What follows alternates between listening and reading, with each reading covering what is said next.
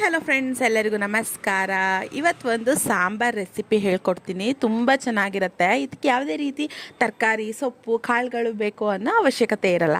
ಇದು all in one ಅಂತಲೇ ಹೇಳ್ಬಹುದು. ಅಂದರೆ ಮುದ್ದೆಗೆ, ಹಾಗೆ ಅನ್ನಕ್ಕೆ, ಚಪಾತಿ, ಪೂರಿ, ದೋಸೆ, ಇಡ್ಲಿ ಪ್ರತಿಯೊಂದಕ್ಕೂ ಸೂಪರಾಗಿರುತ್ತೆ.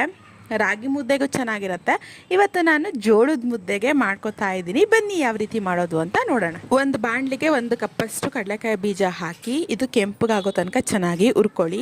ಆಮೇಲೆ ಖಾರಕ್ಕೆ ಅನುಗುಣವಾಗಿ ಹಸಿಮೆಣಸಿನ್ಕಾಯಿ ಅಥವಾ ಒಣಮೆಣಸಿನ್ಕಾಯಿ ಒಂದು 3 ತಗೊಂಡಿದ್ದೀನಿ. ಇದು ಡ್ರೈ ಆಗಿ ರೋಸ್ಟ್ ಮಾಡ್ಕೊಳ್ಳಿ.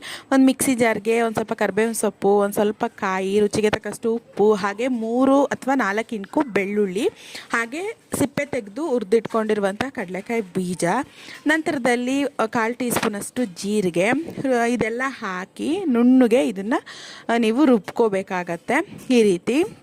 ಇವಾಗ ಅದೇ ಬಾಣಲಿಗೆ ನಾನು 1 ಸ್ಪೂನಷ್ಟು ಎಣ್ಣೆ ಹಾಕಿದ್ದೀನಿ. ಅದಕ್ಕಾದ ನಂತರ ಸಾಸಿವೆ, ಜೀರಿಗೆ, ಉದ್ದಿನಬೇಳೆ ಕಟ್ಟುಮ್ ಅಂತ ಮಧ್ಯ ಸಿಗುತ್ತೆ, ಚೆನ್ನಾಗಿರುತ್ತೆ.